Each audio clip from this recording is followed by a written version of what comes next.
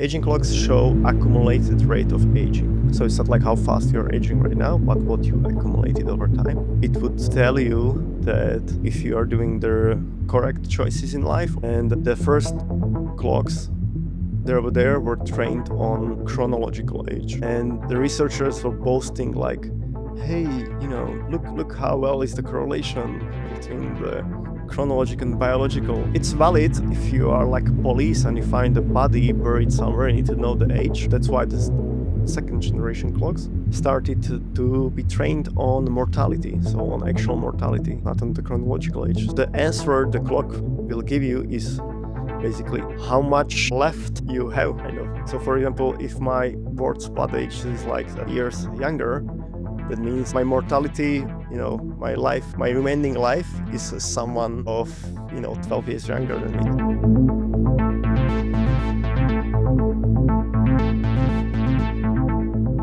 Hello everyone. Today I have a great privilege to welcome Zsolt Szabó. Hi Zsolt. Thanks for Hey, how joining are the you? interview. My pleasure.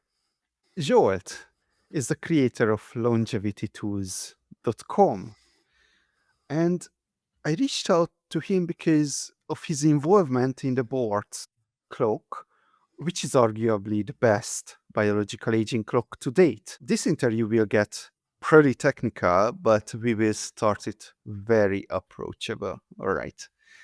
In fact, I want to go into the code and the algorithms itself later on. But for now, I would like to ask you to tell me the journey you are on, the story of your life. Oh, okay. So depending like how deep we want to go. So As deep as it gets. yeah. So from the early childhood, like I realized I lost the genetic lottery. So I experienced like some very bad health, and I don't want to get into these deep rabbit holes. But basically, I visited like all the best doctors, everything, and I realized at the early age that like no one can help me, right? So I had to learn to read medical studies, and basically I did lots of experimentations on myself because of the necessity. So I had basically no other choice, right? People with this condition like commit suicide and stuff, so it was like very bad. Yeah, I kind of managed to solve it, which was like not like fully, but like I'm living like normal life now. And in the meantime, when I had this stuff, I could work like very little.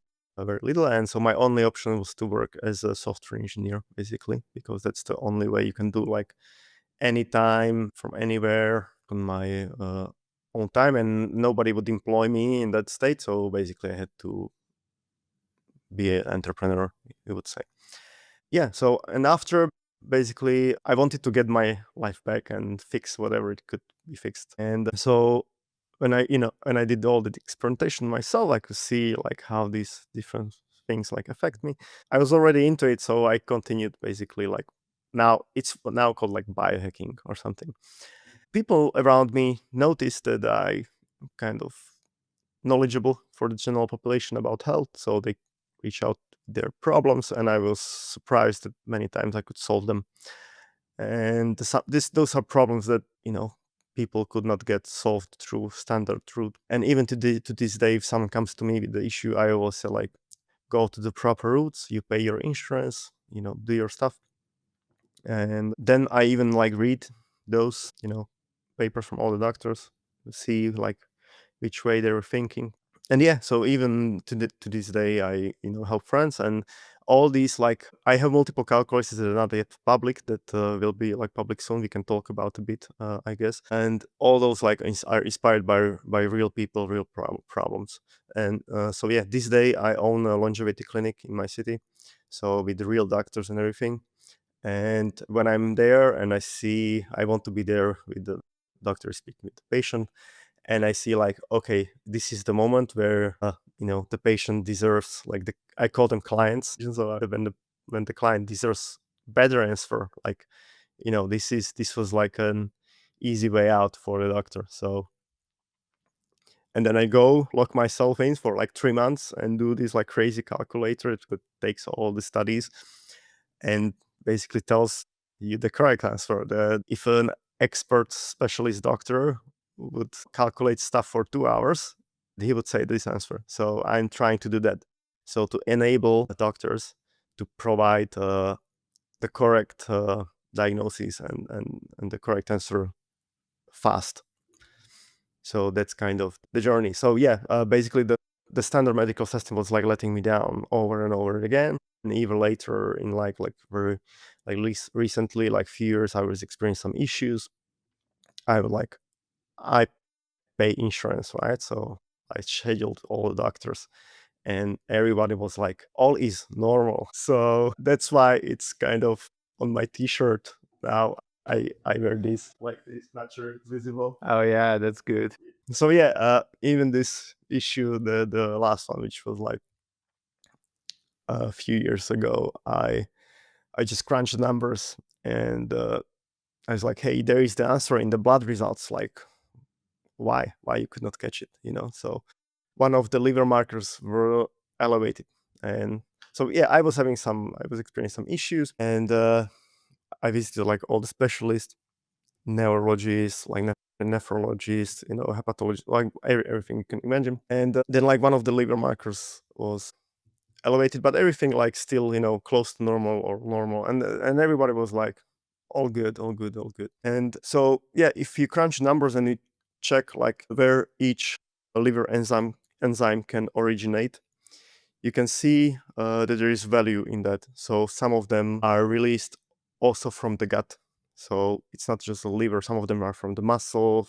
Some of them are like different origins that can be found in blood serum, right? And I had like isolated elevated ALT, like okay, and plus I have like low iron even when I try to supplement, and ALT is released also in gut, so it means like inflammation in the gut, so and like low iron absorption. So I'm like, okay, it's probably celiac disease. So I went to do the lab test for celiac disease, my own again, and like surprise, surprise, celiac disease.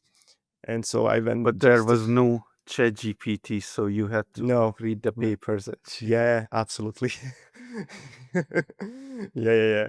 So yeah, I was, and this story is actually more interesting that I went to the specialist doctor too, because you need in my country, in Slovakia, need like basically endoscopy confirmation, right? So I just went to doctor to just do the endoscopy basically. So I came to her and I'm like, yeah, here is like how I found out. Here are the tests from the labs, and I need an endoscopy.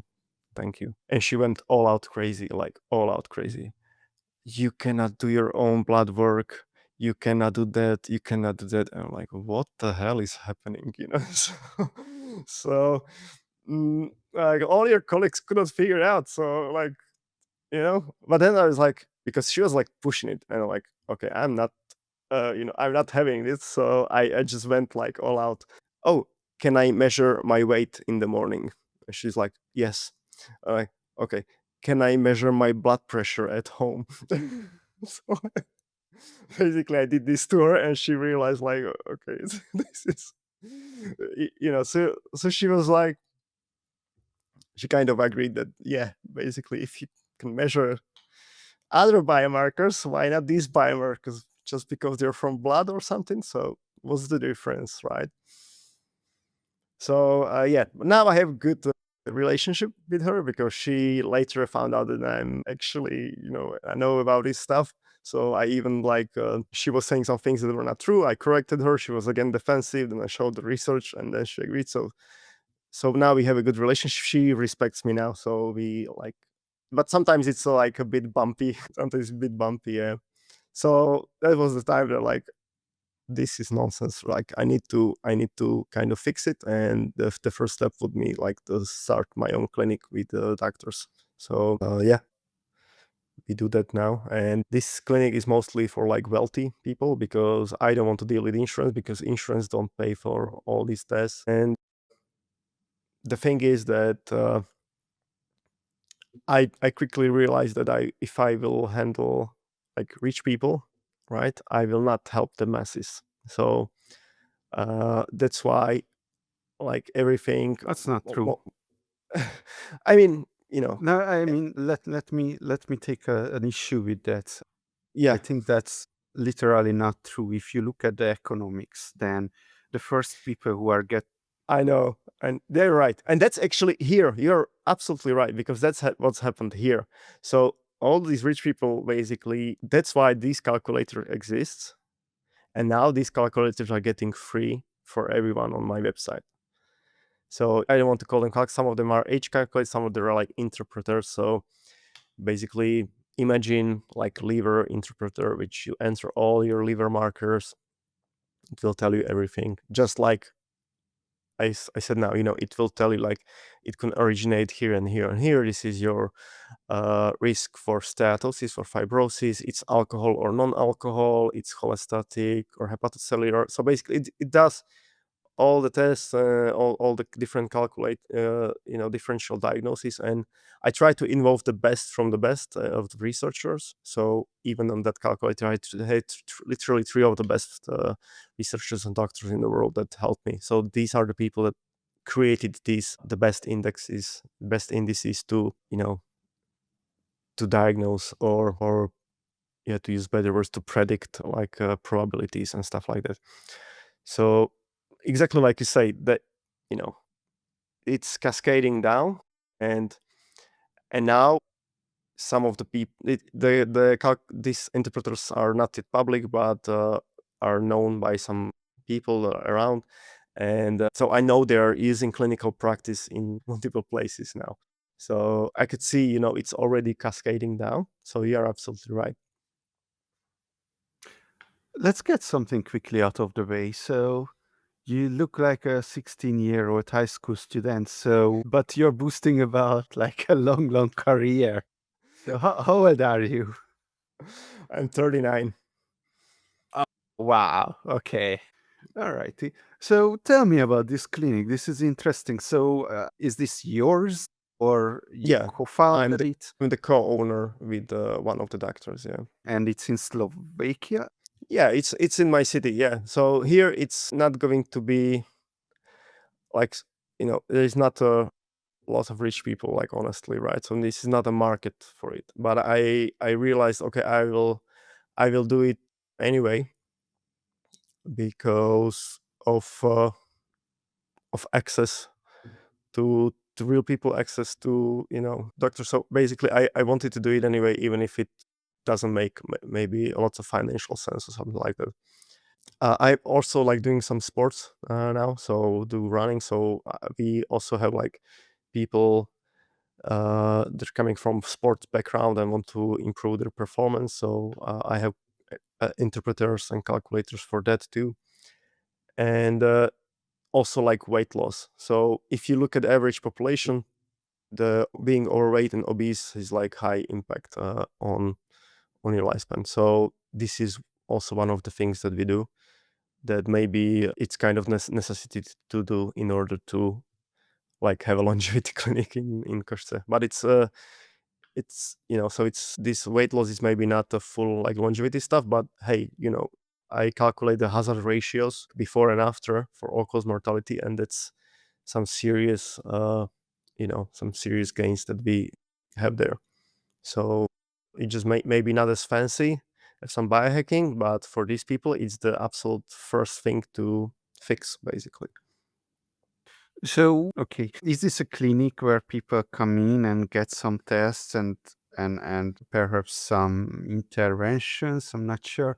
Or is Yeah. this like a full-on retreat that people can book for a couple of days? You No, how no, no, no. It's just the clinic, mm. and again, like mostly manage like people that want to undergo weight loss, and we do it in a kind of really, because many doctors do weight loss or try to do a weight loss, but if you look at the way like how they do it and how we do it, it's a night and day, right? So they don't even measure like muscle mass or like body fat percentage. So if their patients are experiencing like weight loss, any weight loss, doesn't matter from what, they're like, yay, it's good.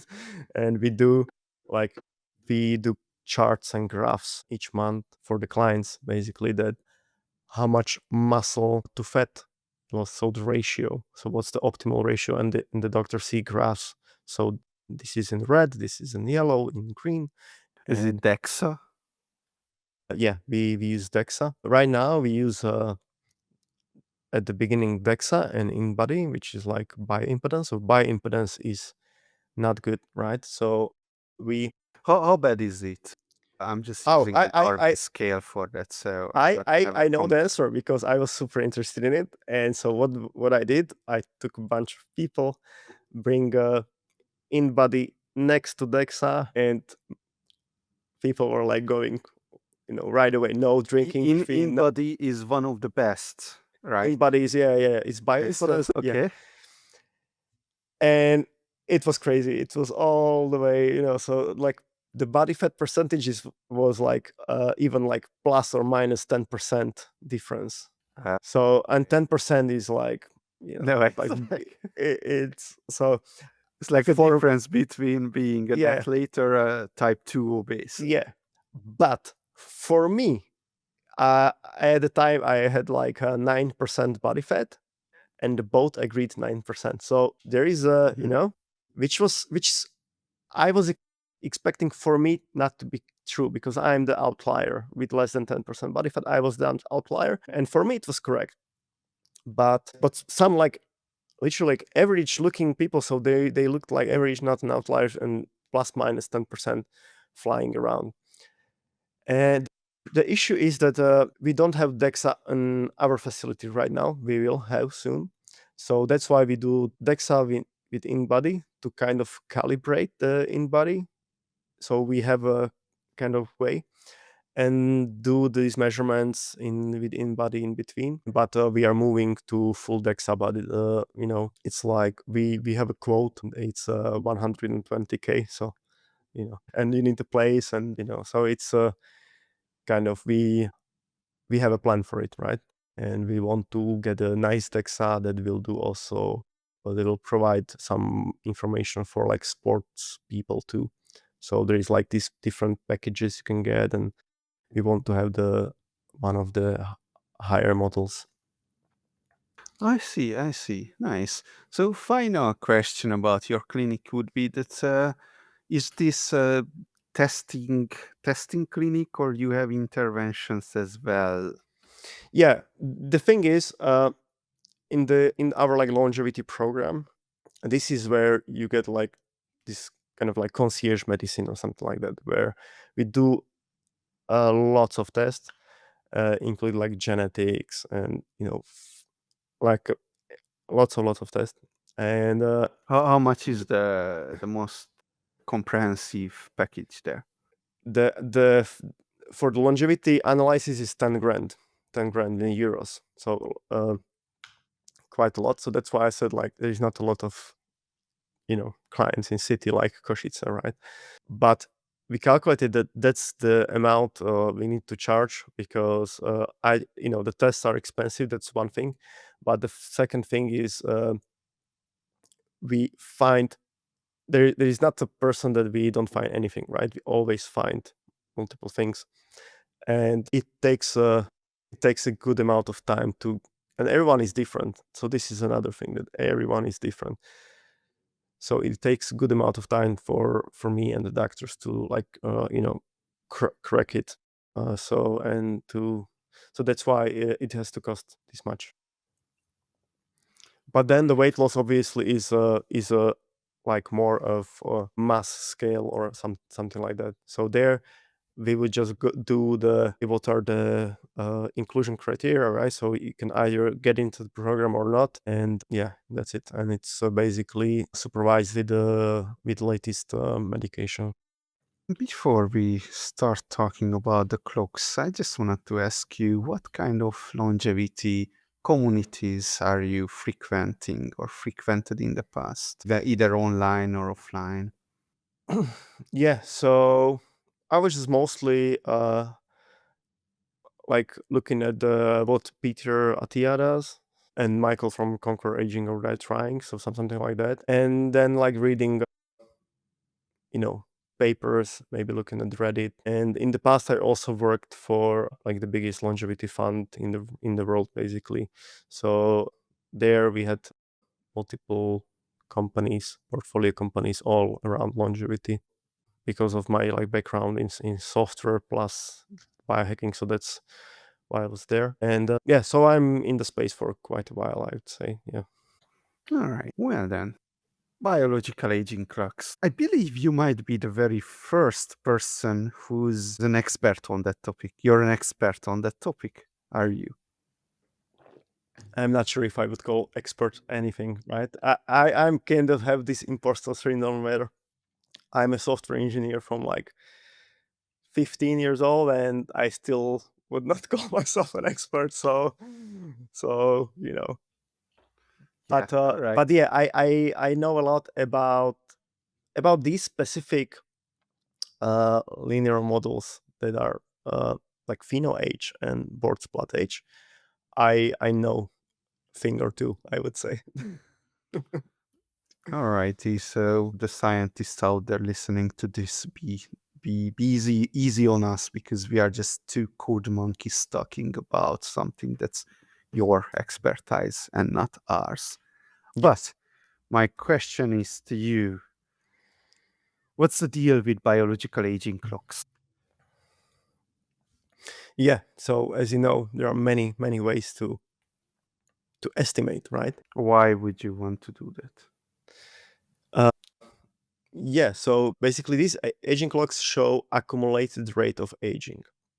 So it's not like how fast you're aging right now, but what you accumulated over time, and it would basically tell you that, hey, if you are doing the correct choices in life or maybe not. And the first clocks there were trained on chronological age, the first kind of versions of them. And the researchers were boasting like, hey, you know, you have this like look how well is the correlation between the chronological and biological. It's valid. I mean, if you are like a police and you find a body buried somewhere, you need to know the age. Good, you know, perfect. So that's a valid use case. But for us, you know, it was not maybe a lot of value. So that's why the second generation clocks started to be trained on mortality, so on actual mortality. You know, not on the chronological age. You would so the answer the clock will give you is basically how much left you have, kind of. So, so for example, if my board blood age is like years younger, that means my mortality, you know, my life, like my remaining life, is someone of 12 years younger than me. I think there is like it's much more important what you just said, and let me try to restate it in my worldview here. So what I've been noticing is that the bottleneck of longevity science is that we would have to measure how long people live, which takes lifetimes to do. Therefore, that's not really a viable way to go about it. So we need another metric, another proxy for that. And biological aging clocks come to the rescue. Now, the first idea is to, well, okay, let's calibrate these clocks to the chronological age and let's see what happens. But then the industry has learned that, hey, that might not be the best. That's not really what we are after. That's how old you are, but how healthy you are, basically. And then what measures that, or what's the end goal there, is that a mortality score, right? Like, so then the newer biological aging clock attempts are more like trying to go after mortality or the optimal health of a person rather than a biological age, right? Because your optimal muscle, just to give an intuition, your optimal muscle health, I'm not sure how we call it, but that might don't peak when you're 18, that might peak when you're 25, I believe. And different organs, different systems in your body have different optimal health peaks at different biological, different chronological ages. So anyhow, we are after a measurement of a person's health, ultimately. I think you said it right, and I think there is one more thing that I noticed, which is like even to us, like people come to longevity clinics. These are health enthusiasts, right? That are health. Basically, these are healthy, rich people, right? They want to be more healthy. They do lots of basics right already, so they would not pay like 10K just for fun, right? They already know, like, okay, do some exercise. I try to eat healthy, stuff like that. But even for them, for these health enthusiasts, when I'm many times there declined because I want to be there, and I see that how they react. So yeah, this is your whatever insulin sensitivity, you know, like perfect modeling, blah blah blah, which is super important. It's one of the most important things, right? But then we show them, like, this is your biological age, and these markers are aging you this much, and so this is the impact of each marker on, and they're like suddenly, like, you see how they react. So one of the underrated, like the super underrated thing of biological age clocks for me is to get the compliance out of clients. So suddenly they are listening and they are want to be engaged, and that's why I even did the pheno age calculator, which you can do from your like regular checkup. So if doctors have patients that are on the wrong track, so they can get the compliance out of them with the by age result. So I made it for this specific reason, to be honest. Okay, so if people think that everything is perfect with them, then you can still show, haha, no, that's not the case. Yeah, but there is mostly for people that the pheno age I made for, like, doctors, like many times doctors know what make the correct calls and know what's wrong with the patient, and they don't get the compliance out of them. So they're like, don't take the medication, then don't lose weight, then don't do this, don't do that. And they see the blood results, and you know most likely not, they will do the correct call, right? So to know what's happening. And the problem is that the doctor has to be like a psychologist or something, so need to get into the head of the people, and everyone is different, everyone like behaves differently, it has different way of what's driving them. And doctor has like what normal practice, like 5-10 minutes to a patient, so you have to find the reason, diagnosis, and then be a psychologist all in 5 minutes. Impossible, right? And what I realized, that if you show them the biological age, suddenly they when they see they are like 5 or 10 years older, now they are interested, they want to know more, they listen to the advice of the doctor.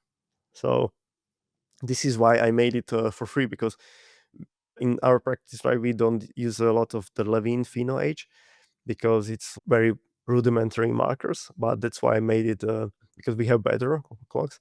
But that's why basically I made it public for free with everything, so the other doctors could. And I even made a video in Slovak, so other doctors can see like how it works. I try to work with the lab, so the lab will automatically provide this value on the lab tests and stuff like that. So I really try to put it to as many hands of doctors and patients as possible. Let's continue with the clocks. You mentioned that these are calibrated on ACM, Tolko's Yes. mortality, the newer ones. But BORTS is a newer one, yet it gives you a biological age. So Yeah, but can you reconcile it? it's trained on mortality. So the boards is trained on mortality. It's just the But age. how? Like, what's the? Yes. Does Okay. it have an optimal 18 is the optimal, or what? So the idea is that in the research paper they mentioned, like, the people from this, it was trained in the UK Biobank. They selected this data set because it's large, etc. And so basically the values shifted from -20 to +20 for the population there. So they trained on, and so the edges was like -20 or +20 compared to the chronological. And what it says is, So wait. one important thing, the input in all this clock, the chronological age is one of the inputs in all Yeah. these clocks. So I want to talk about that as well. yeah, and all inputs have weight, so it's a linear model. So this means that even if you are if let's say we move 100 years to the future and we can do proper age reversal, and you are 80 chronologically, but you fully reverse this clock, the board spot age will never show you 18 if you're 80. So it will never show you like 20 if you're 80, you know. So it has only 20 years of, you cannot go the more. 20 years were the like the edge of in this UK Biobank dataset. You can probably go a bit more. Like it would be like really, the other labs would have to go like stretch it really too far. In PhenoAge, you have Michael Garten, who's like minus 22.7 years, and he's the best that we know in the world, right? Yeah, that's around there. That's around the limits, I would say, in these Well, models. And one more important thing is, if you're older, that's why I show even the result in percentage. I'm the only one that does it, because if you are 30 and if you are 60, 10 years difference is a big difference, you know. So if you're 30 and you have 10-year different, and if you're 60 and you have 10 years difference, so that's why I show also in percentage. Yeah. So just to recap, BORTS is trained on mortality, and the chronological age is one of the inputs, and basically you can move around like this minus plus 20, and that's around that much you can expect from these calculus. So that's one of the like limitations, I would say. So if later in the future, 100 years from now, we will able to fully age reverse, these will be no good for us, right? These models. So these are good now, and why I like them specifically is that you can calculate it with the lab test that you already need to make a informed decision about your health. So you need all those markers to, you know, if you would want to do a proper checkup, proper annual checkup, not that joke that we do like in the country, you know. I even calculated like how much it cost to do the blood panel that we do, that your insurance pays yearly, right? And it was like 12 euro. 12 euro, that's the cost. And you know, if I do my own test, it's like 300 euro. So that says something, right? So there's like not, the annual checkup has like nothing in it. So not nothing, but very, very little. And yeah, just to get back on track, right? So these bio age clocks, I like them a lot because they use these blood tests that we already have if we do a proper checkup on the people. So it's kind of free to calculate. I have a And just to get back to your original question, I'm really bad at this. I'm sorry, I go so off, you know. But like, why we get the result as a number if it's trained on mortality, right? That was the original question. You can think about it like, okay, so the average person lives whatever 80, 90, and your life, remaining life, is your biological compared to this like average. So that's kind of, it's the estimation of your remaining life, basically. So if you are 12 years younger, you're expected to live like 12 years longer than the average, something like that. It would be the proper way to say it. I have way too many questions now. The age component. I'm not sure I fully understood what you said about the age component, but my understanding is that that's the kind of like well, at least in PhenoAge, because I'm familiar with the algorithm of PhenoAge, right? It's like a mystery box. This is for to account for what the algorithm doesn't know about your biological age. Do you Yeah, understand what I'm saying here? yeah. Like the best way to think about it is, these are linear models, so it's a simple math. Okay, so So BORTS is a linear regression as well, just yes, like yes, it's okay. the same as phenoid. But Sorry, again, I have another. There is a problem with PhenoAge, which is like, let's say I set your albumin to 99999, and then your biological age is going to be minus 90, something like that, Yeah, right? But you're in reality yeah. dead. Yes. So basically, when I coded my tool, I adjusted for everything, all of these cases. So I don't know. Oh, We can even really? share my. I can even Please share my do. screen. This is the BORTS spot age, right? Which is currently, Did you do it with PhenoAge as well? yeah, yeah. The PhenoAge uses basically same features. So, but the idea, like you said, you enter albumin, right? And when you enter whatever, I will just like not accept the value. So I will accept values that are compatible with life, I would say, and and units. So and Uh-huh, uh-huh. if so, I will just load some sample data just so we know, and the year like board spot age is 49, but here I calculate like how to increase the age. So for example, you see the cystatin is driving the age, right? And stuff Mhm, like mhm. that. Yes, But it's yes. important to know that this is a like naive approach, right? So because these biomarkers never move in Yes. isolation. So here is the correlation between each of these markers. Ah, okay. So that's kind of nice thing to see too. But uh, one of the things that happens in these calculators is people enter wrong values because in let's say you have a calculator as an Excel spreadsheet, which you probably have. Then and you enter uh, It mm, adjusted to the right. yeah. So creatine can go like go places. It can rise like a lot. But if I enter creatinine like crazy high, it will warn me that hey, this creatinine is possible to achieve, Please go to the hospital right but away. it's but but it's sketchy. So and this model actually prefers higher creatinine.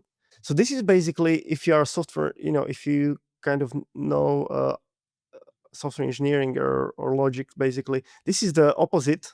This is the opposite of this. So this is Yes. recalculating the everything to optimal and showing like how much it will make you younger. And this is like, oh, this creatinine that you enter actually makes you 11 years uh, younger in the results. So that's why you have like amazing results with this Or creatinine compared to the average or what? compared to the optimal creatinine value. So this for this I recalculate with the optimals. Like ACM optimal. Yes, yes. So this is Okay. why So here I recalculate the what's optimal basically for for health. Here it will tell you like this is something is no good to check it, and the Excel spreadsheet will not show you this. So this is kind of there's lots of safety nets in this calculator, right? It will catch you here, it will catch you here. So if it's no warnings, then all your values are like correctly entered, basically. And yeah, one yeah. one other cool thing about the pheno age, I go, I go the extra mile to make it simple, so approachable for everyone. And pheno age, I realized that all these units don't overlap. So there is no overlap. Like albumin could be like this unit versus this unit. The difference is like 10 times. So there is no way to overlap. So here you can enter. Not sure if it's visible. It will show you even like 5 enter and four. correct it to 50. Yeah. So it will just enter 5, and you don't need to select a unit. So the Oh. units are Uh-huh. automatic. This is even better.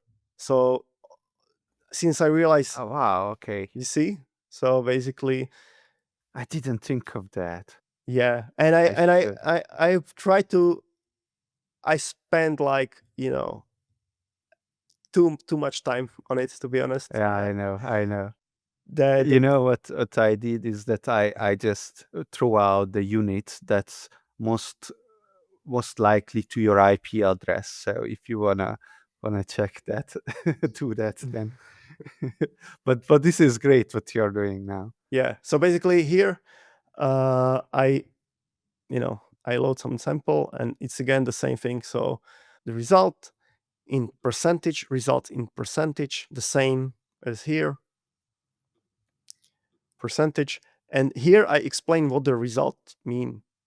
So like I talked before, not sure if it's visible. So this result mean that you have mortality risk of an average 35 years old person. So that's what it means, the result. If it cannot go lower than around 2025 maybe, then does that really mean that? How it works in the back end is like each of these markers have some like coefficient or weight, and here I even show them these coefficients. And so this basically means how strong impact of this have. Yes, yes. And in order By to the way, this, the coefficient, yes, I'm just saying that it doesn't exactly show how strong the impact is, because if you look at the numbers like Cystatin C 1.01, okay. Can I assume that is this what's used on the back end in the calculation, mg per L? this coefficient is this is set. So even if I don't enter any value here, this is just like coefficient from the lab. I know. Okay. Never mind. And Going too deep into it. one What I one wanted important thing yeah, about the coefficient is that since these are like different units, and why not? So this is this always standardized goes to the standard unit. Yeah. to the no to the standard deviation. So this is basically on the, you take the normal range in the population, and it's based on that. So it's What? rescaled for on standard deviation. Wait, aren't you converting the units to the unit that the research is Yes, requiring? Yeah. yes. But this Okay. coefficient, absolutely, yeah, I do all the conversion and everything. But this coefficient, don't change if I change the unit or whatever. So this coefficient stay the same, because it doesn't matter in which unit, but it just basically look at the population level, which are the Yeah. reference range, normal range, and it's based on that. So what I wanted to say is that there is a misconception of pheno age, but BORTS age the same. Yeah, you can keep showing it because that's what I'm talking about. Is that the coefficients, people say that, oh, the coefficient is the most important, but you know that coefficient is sometimes applied to much smaller numbers and sometimes applied to much larger numbers, right? So Yeah. it's not that the coefficient absolute uh, is what makes the thing the most relevant, but it's that the coefficient plus how large the number is. Like RDV is 13.8. That's a normal RDV number, right? Yeah. Like, okay, but we have, let's say, alkaline phosphatase, which is like 70 is a normal one, right? So we apply the coefficient to a much larger number with the multiplication. Yeah. So this is their impact. So how much like weight in it is in this marker. And yeah, so like you say, if the range is narrower, then if you go more and more outside, then it's more and more impact, right? And this is standardized. So it's standardized based on the normal range, and but also the age is kind of the strongest. So this is all relate to how strong it is compared to the age. So just to get back to your like first original question, then basically here you can see, okay, this person doesn't change as a single lab test, and he just ages from 53 to 63. Oh, sorry, to Mm-hmm. 63. And you see his age, it jumps, right? He's Yeah, sick. suddenly like, Wait. younger, bit more, but the biological age still went up, right? So his expectancy is someone of this person. So yeah, all these like biological age models have like right now we don't have the perfect score, right? But this is in practical reasons for this day. I think this is one of the best way to or the best way to do it. That's why I use it. Yeah, yeah. You know what? I think we might not even have to go into the code because and now it's clear. So you coded both pheno age and BORTS age, and Yes. you're saying that they are the Same. same but with Yes. different numbers or Yes. different inputs Yeah, but it's the same and different linear model. coefficients. Yes. Okay, then it's just it's clear what's going on, right? Yeah. Yeah. Although the deviation stuff confuses me a little bit. Why you wanna apply the coefficient to the deviation? That's what you said. This is just there to visually show, but the code behind is literally like take the value in this unit, and this is the the coefficient or the weight, and then you sum up all these Yeah. products. That's what you uh, are left with, basically. All right. All righty. You know what? Next, let me show you something because it might be useful for you and also a good transition to Mike's question. This is what we're talking about, right? Missing U-shaped curves for biomarkers. It's even what BORTS has. We just talked about it before. That you said you if the albumin is too high, then you're correcting it by not allowing the inputs, right?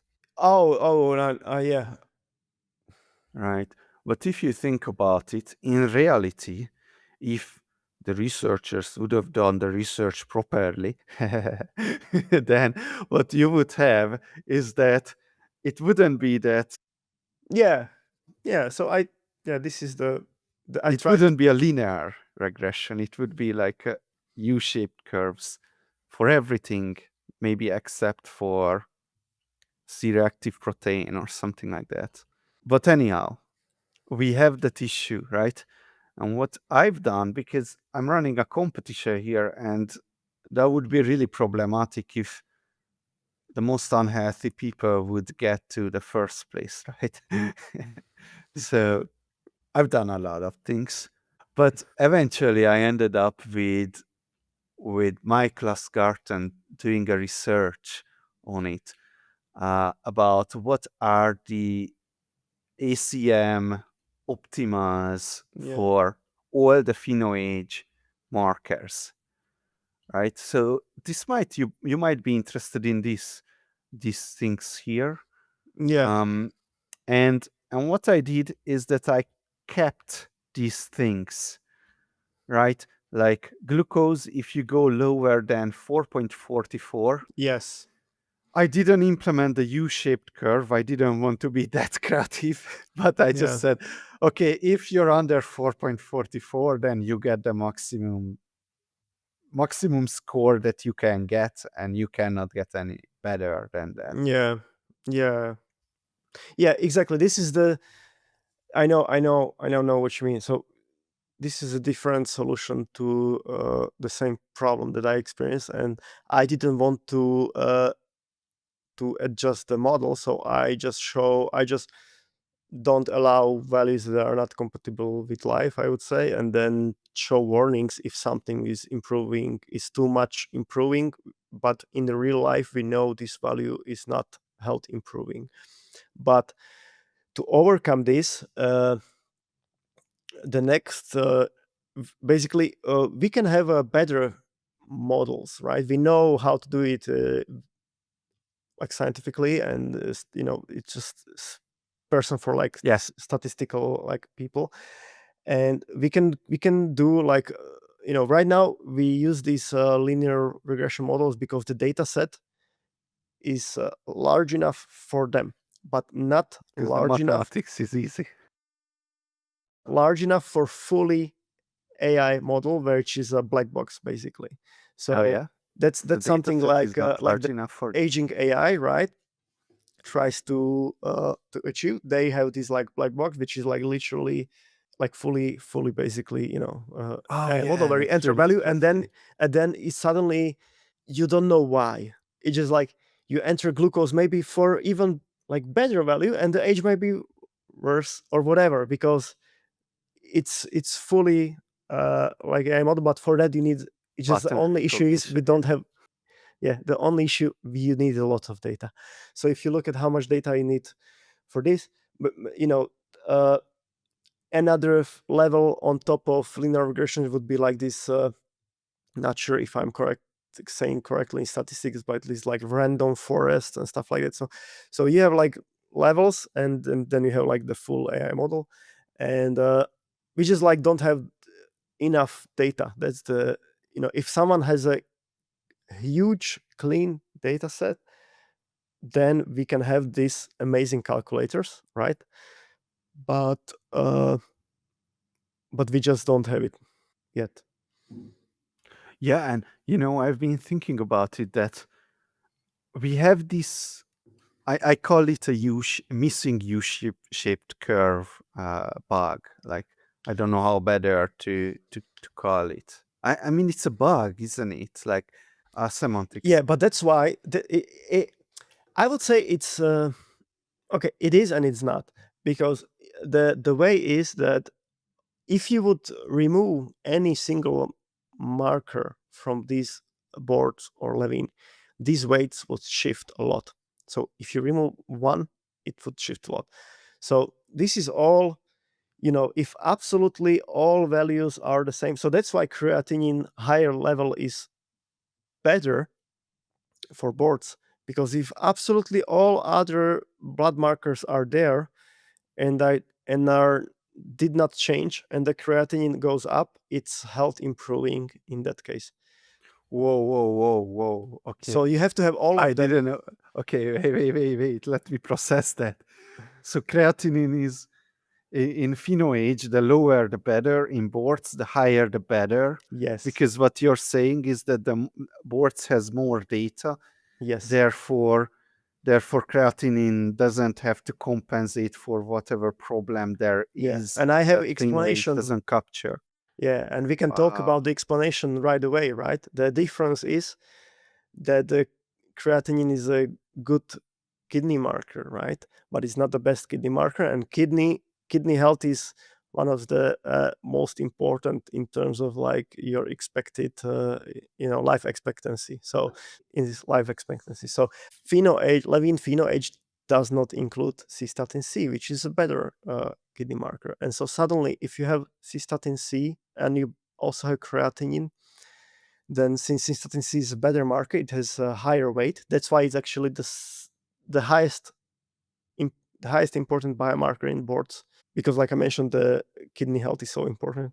So but it over the model the model basically overshoots cystatin weight, and then subtract, it's not a correct word to use, but subtract the creatinine, because creatinine also is a marker of muscle mass. So it's not just kidney health, but also muscle mass. So it's raised from muscle, right? So if you have like more muscle, your creatinine is higher. So this way, model captures both kidney health and muscle mass. So it's kind of playing this. It's like the model is like one step ahead of us, I would say. So that's why it even did not catch like ApoB or LDL cholesterol, which we know is super important. And it did not include it. And why it did not include it? Because it did something similar there. So it took the total cholesterol, did the ApoA1, which is kind of the proxy to HDL. So in this way, it captured also like the bad cholesterol, but also some other things at the same time. So the model is kind of there, but this is just like how we try to explain away these things. We don't know like why the weights were selected like that, right? We just know it's true. And actually, like the study author, Dr. Peter Joshi, said like we should not speculate on the weight, which is just like that's what I just did. He said like just Oh, don't. I will. But I will, and you will. So, and Michael Watch will. me. Challenge accepted. Hold my beer, and let's Yeah. speculate. You know. Well, yeah, I mean, that's how science is cooked up, right? Yeah. Wow. Okay. Let me ask a quick question. Like, I've been thinking about it a lot, and of course, if I would read the papers, then I would know the answer. But do you think other biological aging clocks, like the epigenetic ones, let's say Dunedin pace, has the same issue with the U-shaped curve? Are they using linear regression? Basically, that's the question, right? Yeah, I would say they use something like that because they will need to have lots of data to use something else, right? So they would Then need to the data set would need to be like enormous, and their data set is probably smaller than what's circulating by my biomarkers data set currently available. So they just use something like that, but their inputs are like they have many more inputs, I would say. So yeah, they probably and the thing is like, do they include the chronological age, right, as an input? yeah, that's that's an important one. Okay, now let's go BORTS. Let's go deeper in BORTS. So Mike's question is regarding, you know what? I just read his email like a few minutes before before our interview, so I didn't even like understand his question just yet. So let's And see. Let's see. like, how it is like you asked Mike to for questions for me?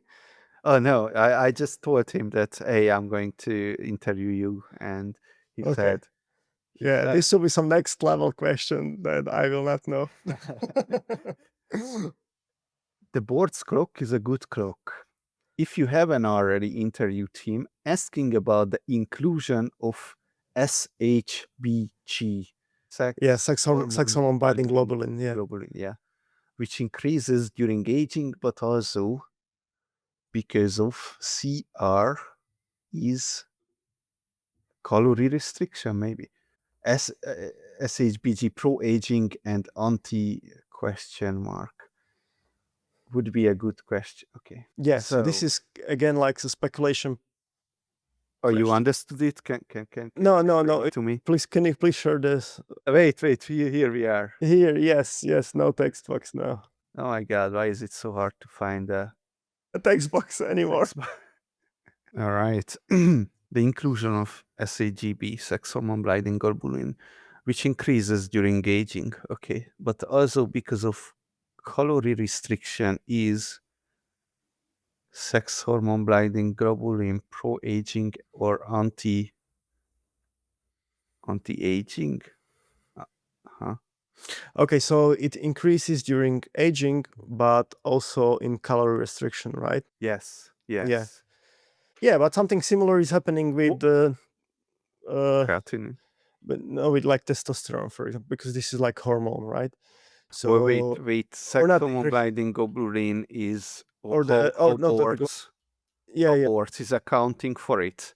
The lower the better, higher the Uh, better, or what? yeah, so the higher is worse. So in the model, so Uh-huh. if you see the coefficient, you have a like smaller screen, so you don't see the coefficient. But if you make the screen larger, yes, yes. Huh? Yes. Okay. So this means See. higher value increase biological age, right? Mhm. So and yeah, again, this is something that according to the study authors, we should not do. But again, this means that uh, the model could be accounting or correcting for something else. So just like with Yes. creatine, the model could be like overshooting something else and correcting. So it might be like it plays like 3D chess, the model. So each biomarkers have to be there, and that's only if we have all of them, then this is true. This if we would remove some What? other markers, SHBG could go completely different. Wait. What's the problem here? I mean, SHGB is increasing during aging, which is consistent with Yes, it's the consistent with this. Yeah, BORTS. So then yeah. what's the But it's also problem is the CR. That CR should be good, or but it also increases during calorie restriction, right? That's the question, basically. Increase no, I with don't understand because there doesn't seem to be a problem here. so calorie restriction is usually considered good, right? Health Oh, it's improving. considered good. Calorie Okay. restriction.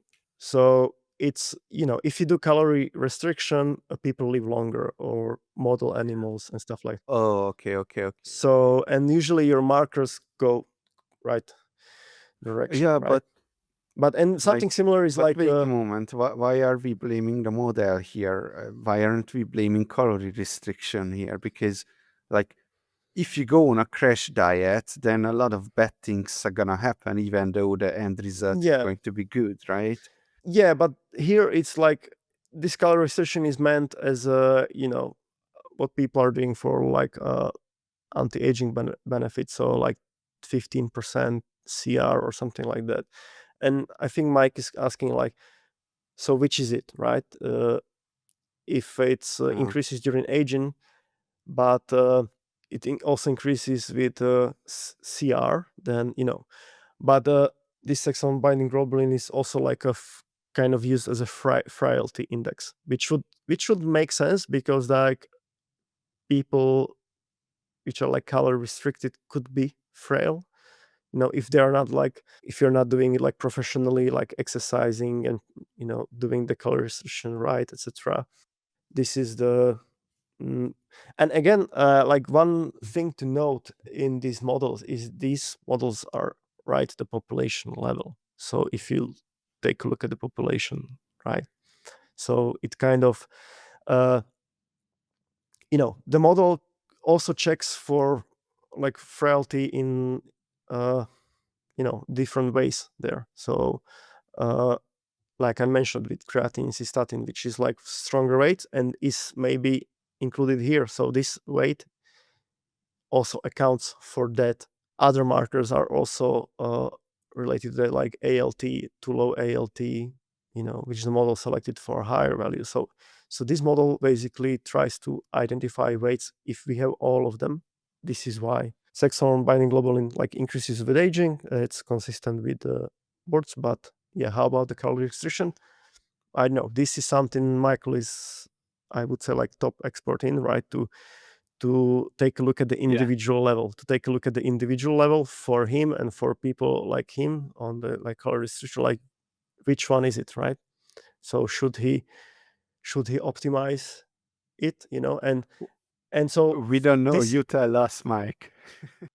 yeah, and also like one thing is Michael is not the average person in the UK biobank, right? So uh so you know he tries, and we try to use these models, but calculate age and stuff like that. But if he's like cutting edge, maybe he should allow himself for exception. But people don't realize it, right? People just want to know just the quick number, compare the scoreboard, has the best number, right? But this best number might not mean the best health at individual levels. So Michael could be like perfectly fine with higher sex hormone binding globulin because of his calorie restriction, which he does, and it could be health improving, even though the model might show otherwise. So kind of it's hard for him and for us to decide, like, should we go for a bottom line number or should we go each individual marker? And we know like this calorie restriction is kind of good. So that's the question, right? You see, I'm noticing a pattern here that one of the models are accounting for either going up is good or going down is Exactly. good. Do Exactly. you have another biomarker where it's like where it's tricky, like it was in creatinine or SHBG? It's just the model is always like either it's just a simple math. It goes either up or down. And for this, it's just like the accumulation. You need to have all of them, and then the result is what it is on the population level, not on individual level, right? So that's the kind of Hmm. nitpick, if you'd say. And this would get solved if we have lots more data and we can train a fully AI model. And this AI model would be like, yeah, Michael, for you, sex hormone binding globulin higher, it's perfectly fine because you have these set of biomarkers, which means you are calorie restricted, but you are not frail at all. So perfectly fine, good. So that's like I don't know, I would compare it to Is he calorie testosterone. restricted, by the way? Yeah. Please. Yeah, to my knowledge, yes, he's. Yeah, if you do calorie restriction, a lot of like endurance exercise, the stuff that we know, it's like health improving, right, and extending lifespan in model animals, and so your testosterone will be in garbage territory, right? That's why some people they were like, no, I'm not going to increase my calories a lot or whatever. I'm just like going to supplement these hormones. So this is paths that Brian Johnson took, right? He's on like less than something like 2,000 calories a day. He was less than that, so he increased it slightly to 2,000. But if you do like 1 hour exercise in the morning and this and that, and if he kind of thinks a lot, so his brain burns a lot. So he's clearly calorie restricted, and his blood work was showing it off.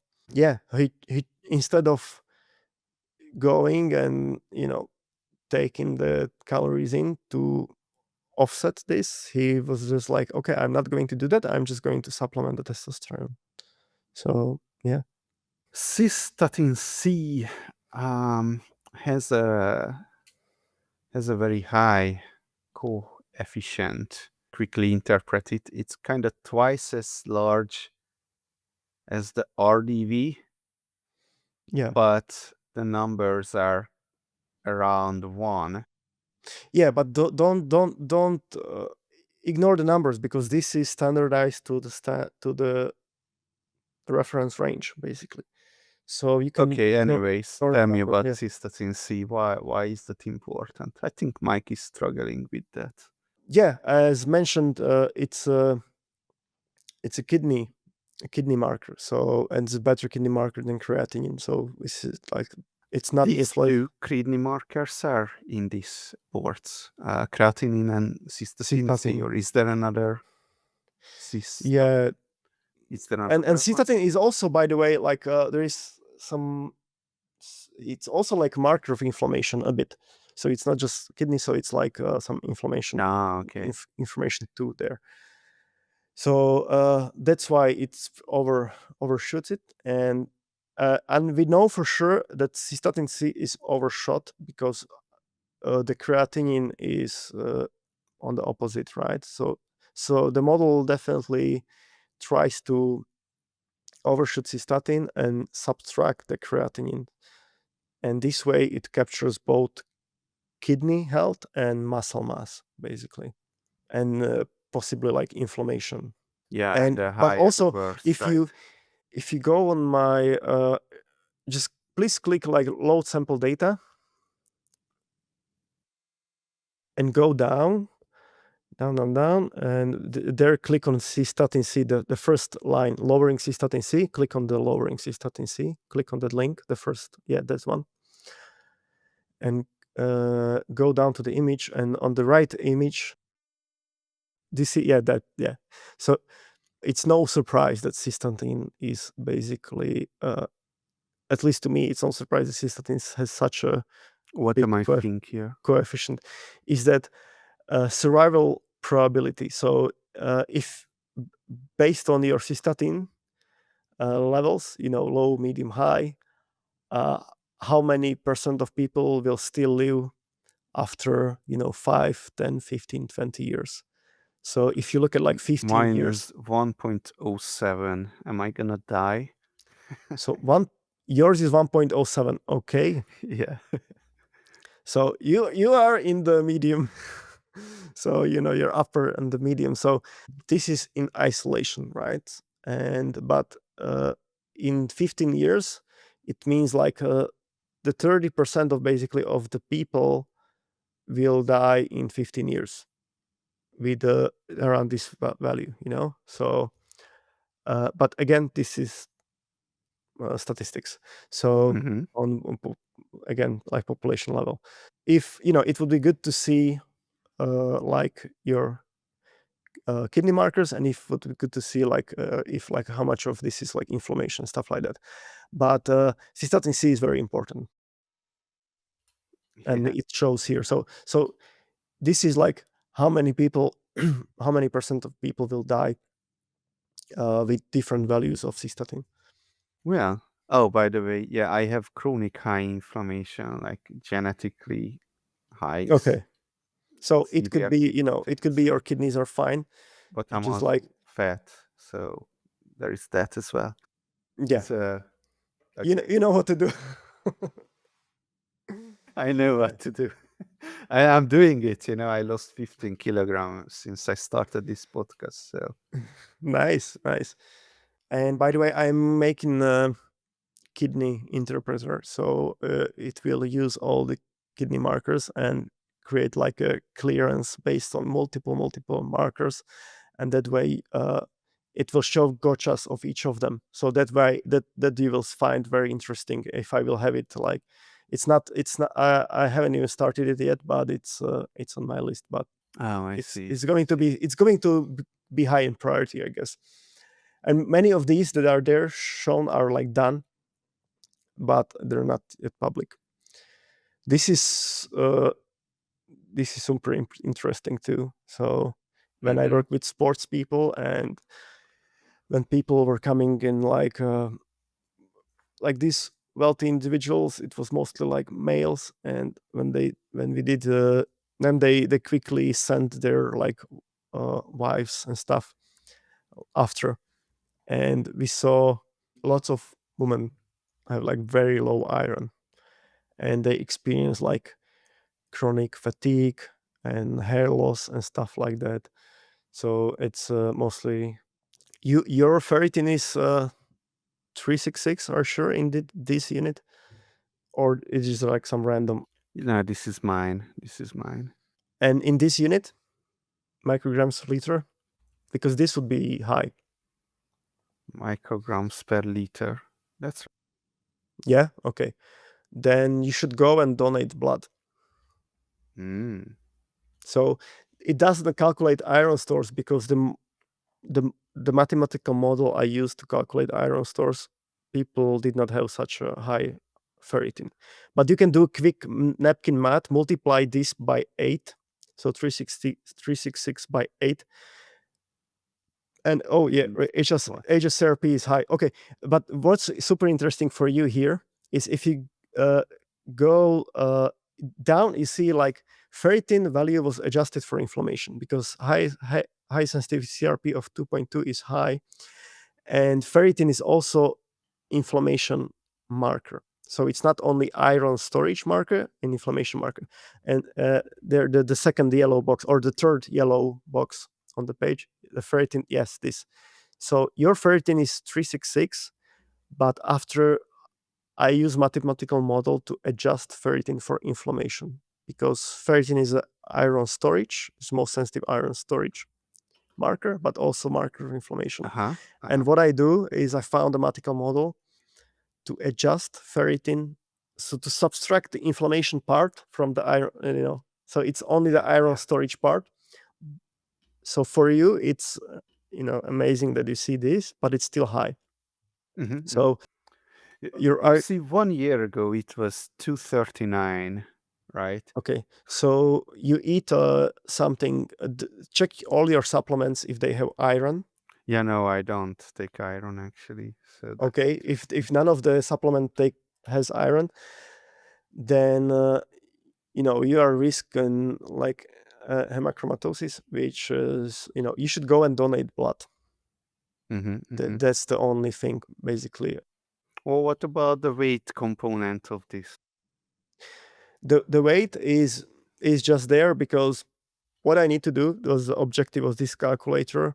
If you load some sample data, please click on load sample so we can see like how it works for people, because your is like very rare, like individual with click underweight individual with iron deficiency. The second, yeah, this is very common, right, Mm-hmm.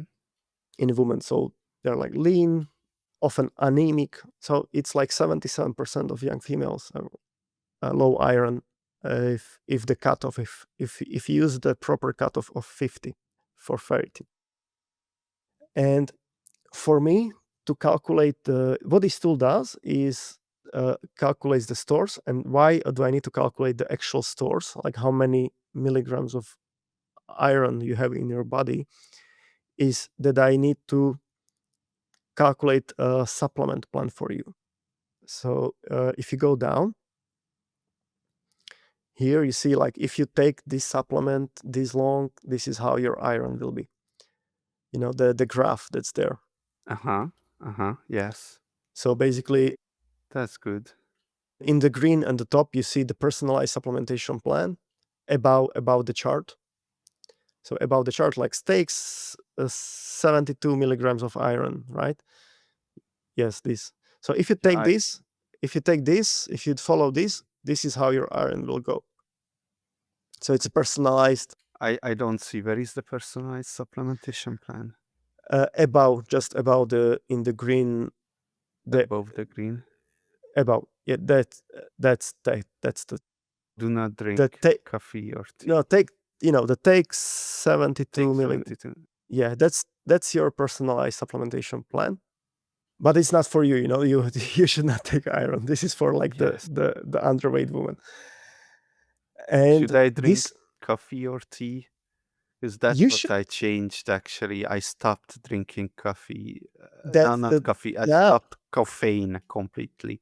Okay, this is the thing, because this coffee and tea decrease iron absorption. Uh-huh.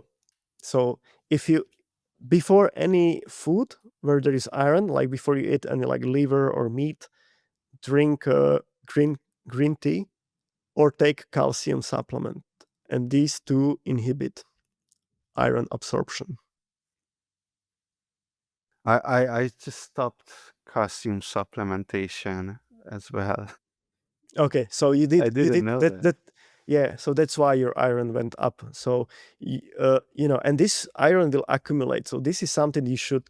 It will slowly accumulate, and then it will cause like fibrosis for your liver. So this is something. This should be like top priority, basically. Should I be looking at my liver biomarkers before I start to worry, or wouldn't No, appear this there? this is something I would solve right away, to be honest. Yeah, yeah. So go donate blood, which is the number, it's an instant basically fix.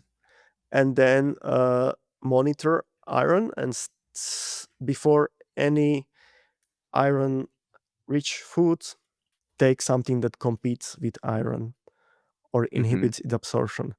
For you, so okay, this is like how it works, and that's why the question was why there is a weight. So if I want to do this personalized supplementation protocol, I need to know the weight, because from the weight I can see like how much iron is in the body. Because if you have 40 kilograms versus 100 kilograms and your ferritin is the same, you have different amounts of iron in your body, because your body is just bigger.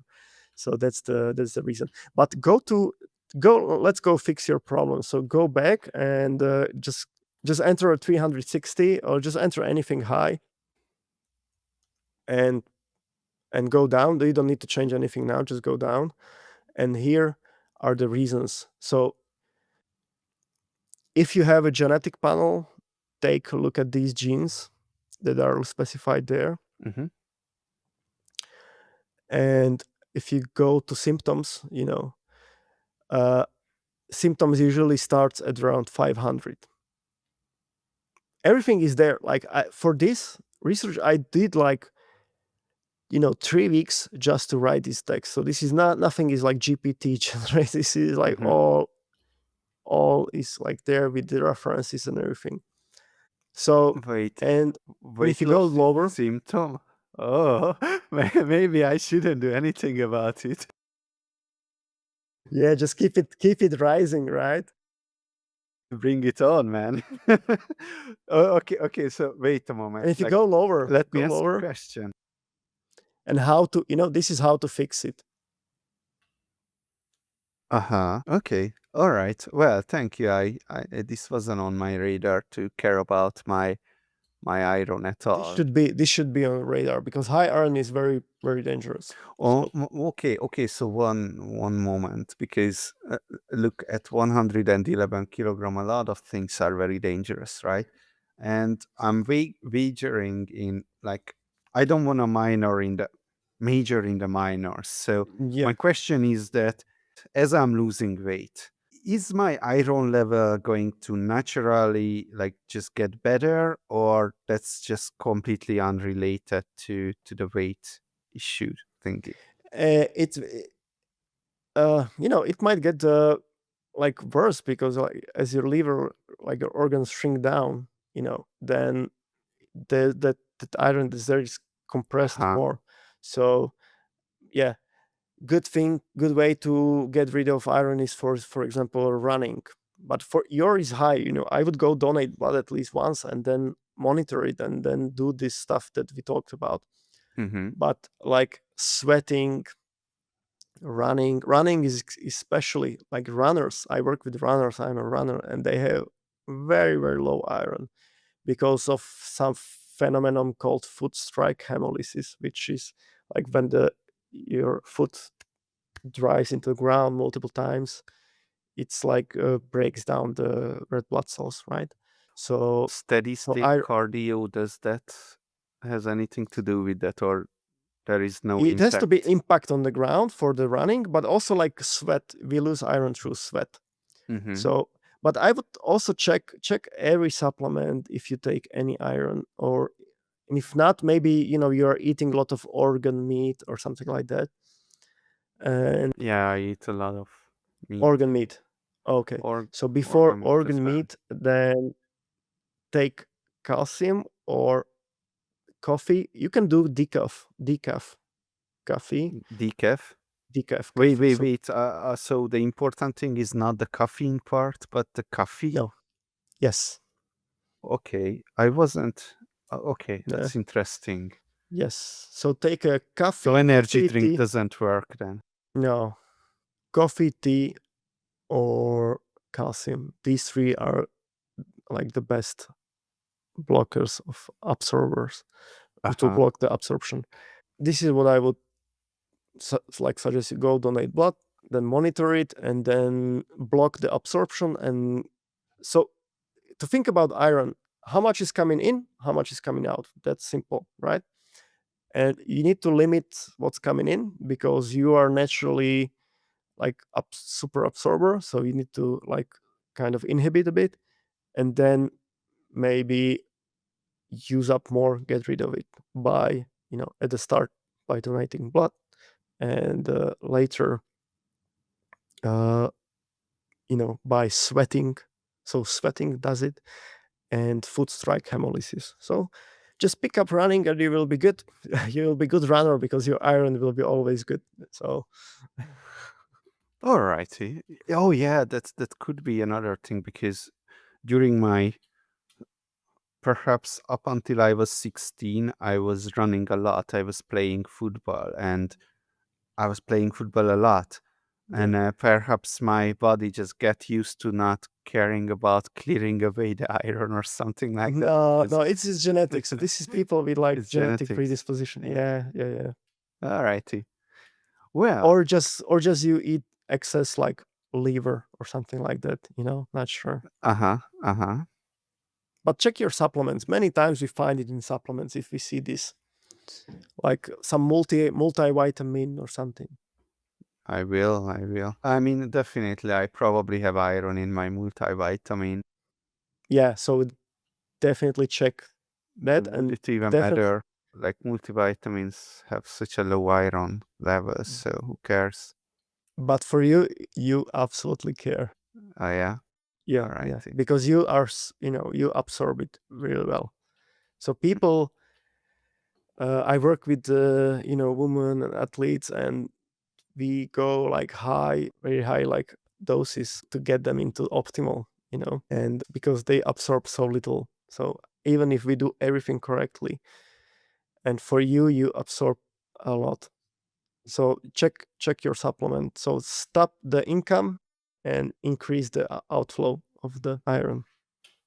Alrighty. Thanks for the diagnosis. Yeah, just this is Mr. not a medical Foodbot. advice. This is not a medical advice. Alright. And by the way, I did the calculator that you saw with the not one of the leading, the absolute best leading expert in the field, right? So they were like two people back in the day, Mr. Cook and Mr. Skikna. If you look at their studies, there's like most cited studies. They invented the formula. And what's cool, what's like, I did multiple like multi-hour interviews, like just like private with them, Dr. Skikna. And so these old school like researchers, they are like super cool. They did everything on themselves first. When I was, it's like it's like Disneyland, to speak with him. So, and what's important, these studies cannot be replicated today. It will be unethical. So what we have, these models that they calculated, we have no replacement. So this is like very old, research, and we have no replacement because how they did it was they took blood from people like every week or every 2 weeks. They took blood and they measured everything, and they measured like how much iron was there, whatever, and they measured like how the ferritin and hemoglobin was moving, and that's how they calculated. That's how they come up with the formula, ferritin to iron stores formula that I use. What was unethical about it?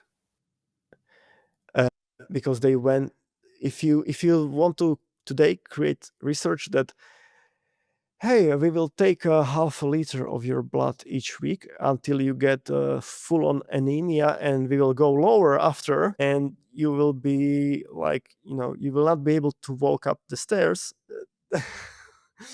So Oh, I see. people with like, what, rather not. So they did that, right? So, but first on themselves, and yeah, they went basically to anemia levels and below.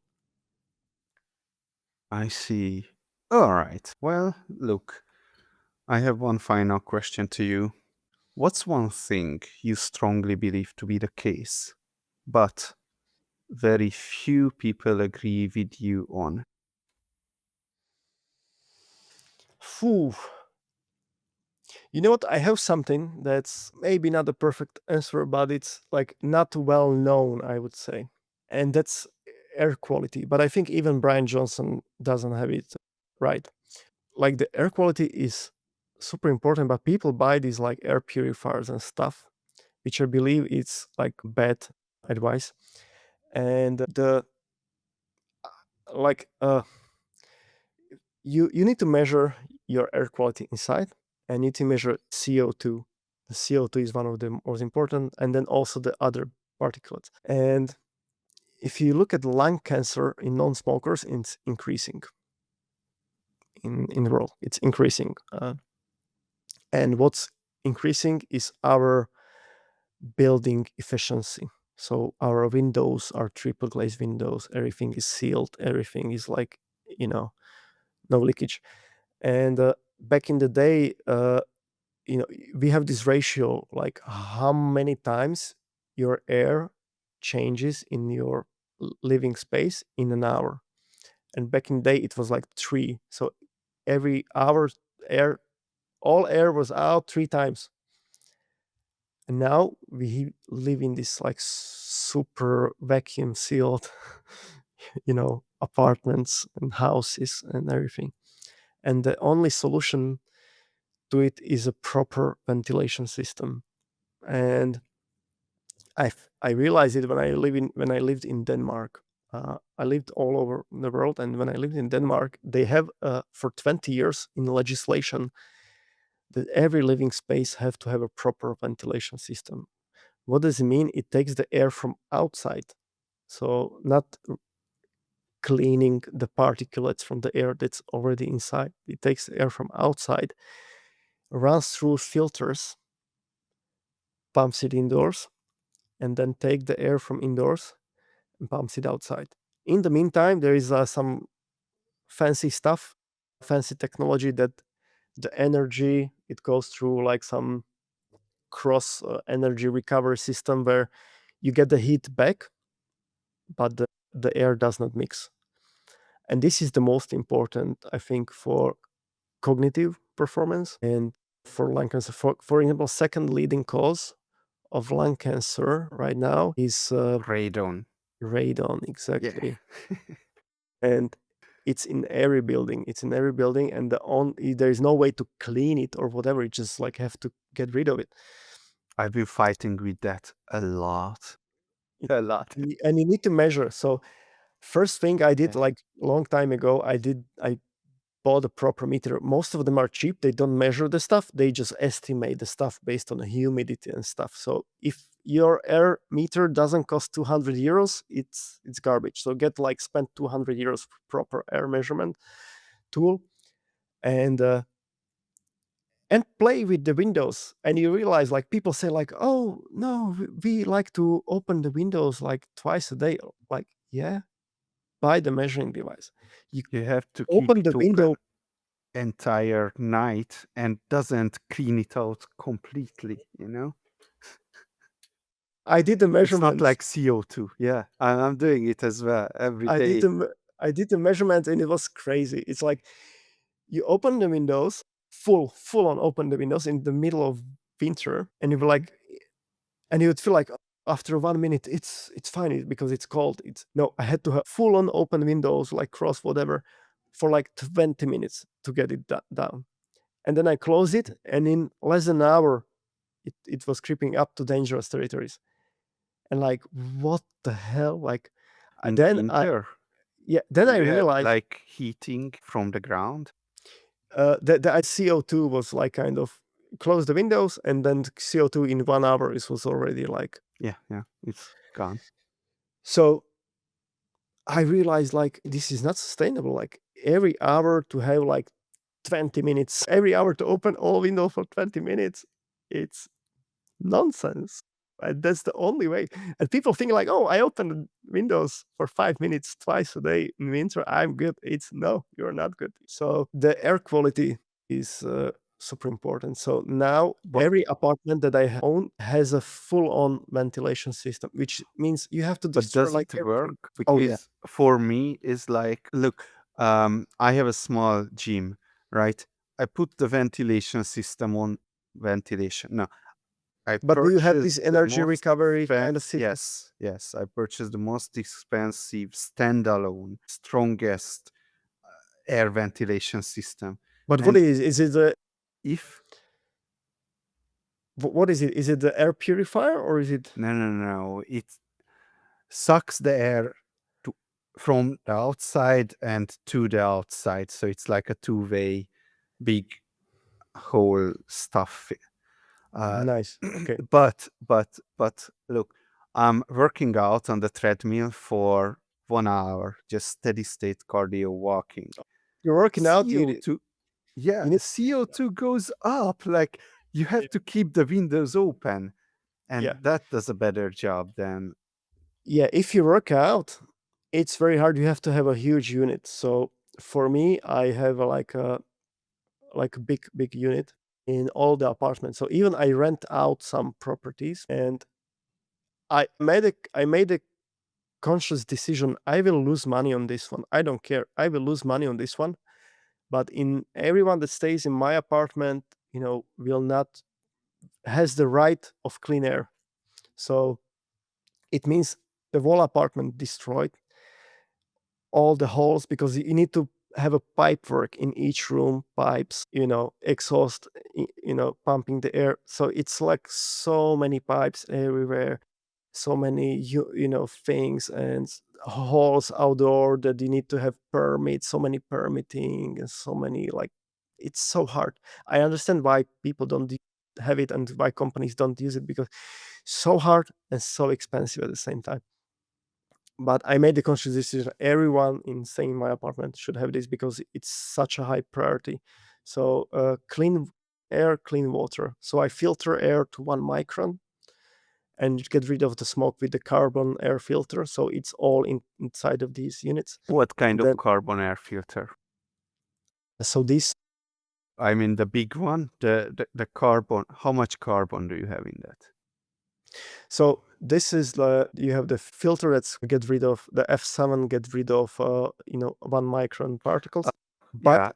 it's in the top is like active carbon. So Uh, but this uh, only for like the smoke, in terms of you don't feel it. So if literally you live in busy street and cars are there and like whatever, or someone is smoking to your air inlet outside, someone is smoking below your air inlet, I don't want to smell it. So it gets rid of everything. And you have two choices: either put like 2 filters, one the normal particulate matter filter and one carbon after it. I have it like that in some apartments, and in some I have this combo filter, which is like a 2-in-1 kind of filter that is like also have like carbon on top of it. Yeah. And you change these filters. These are again expensive. You change them every 3 months. And so even in this apartment, this is all like smart home. And if I would start working out, or if I would have lots of guests, the air ventilation would not, it would first try to keep up. So the CO2 would rise, it will increase the speed. And then if it will not keep up, oh, I will get a notification on my Apple Watch. I can no longer handle ventilation myself. Please open the windows. how do you even get it to, well, to sense it and then to increase? Like you can connect with an API to your air ventilation or what? Yeah. So all my apartments is like smart home. Everything is connected to Apple HomeKit, It's and so then I have some Raspberry Pis. It's some complex stuff, yeah. but I all the air measurements go to my like Apple Home, and based on that there are rules. So if it goes above, I switch on the higher speed, and if it goes about another, I will receive a notification that, hey, it's getting, and my notification of dangerous is what's the absolute base normal standard everywhere else, right? Okay. So I have it to like 1,000. So 1,000 particles per million is my like, hey, it's dangerous, that's where the cognition starts to go. Oh, okay. That's not that bad then. I mean, my when I was doing I was talking about the exercise. Yeah, It goes up to just to 1,000. It doesn't usually hit it, so perhaps that's then it's not fine. that That's bad. fine. Yeah, that's not bad. Yeah, the outside is 430. The Yeah, PN and inside goes up as we emit CO2 into the atmosphere, so it slowly creeps up. let But me ask you go. something. So I was really thinking about, can't I build an air purifier for CO2 itself? And there is probably you went down to this rabbit hole as well, right? Okay, so what about plants? Plants do nothing, but Yeah. there is this algae, aerium, how is it called? This air purifier where you put algae in it, and then it's going to eat the CO2 and clear the air. But then you do the calculation and you realize you have to buy like 100 units of that algae air purifier. So even that's not working out. So then, okay, then what are they doing in the space? Because in the space, they are using some Yeah. kind of filters. Can't we do those CO2 Yeah. scrubbers here? Maybe. And okay, that's not But why we available. didn't? You have the out. Well, okay, here is why. This is my question here. Because what if we could lower it down to like close zero No. levels? What would happen, Yes. I Yes. become a superhuman. This is what I went to this rabbit hole, by the way, the CO2 scrubbers, because I was like, I was too, again, now I remember that like, yeah, the CO2, like, millions of years or thousands of years was like much lower, right? So like, why, like, if I would go this way, I would put it to some like supernatural territory, like 300 or something. So, Lizard people rise. but the effects on cognition is astonishing, so if you look at the results of students in school, and many people experience headache, chronic migraines, and they don't realize it's the air. So I would advocate, so if I would have to answer your question, like, take care of your air inside. It's so, it will serve you like so much in terms of everything. And I think the people argue with the money issue, and I always ask them, like, hey, your mind is everything, right? If you get this cognitive advantage, like, working IT, and suddenly, like, hey, you can work like 1 hour longer, and how much is like 1 hour or faster or whatever, it will be no time, and it will be paid off by the excess, To basically. put it in context here, it's still nothing compared to what, let's say, regular exercising would give you, or is it? it it could be like, it could be much worse than not exercising. It could be much worse. So, for example, different cognitive functions are affected differently. So, if you look at different aspects of cognition, strategy is hit the most. Strategy goes down 80%. 80%. So that's why if you see chess players, professional pro level chess players, on every tournament, the CO2 is monitored. If you go check every C-suite level executive, company, their meeting rooms has a CO2 monitor in each meeting rooms. If they're like high caliber, whatever, because they know, like, we put these 5 people, all of which have like multi-million per year salaries. They make all the strategical decisions. If we impair their cognition by 80%, we are cooked, we are toast, right? So that's why that's, yeah. But also, like, this is the strategy is the most impacted, but you have more aspects of cognition, like information seeking and stuff like that, and that one is impaired too.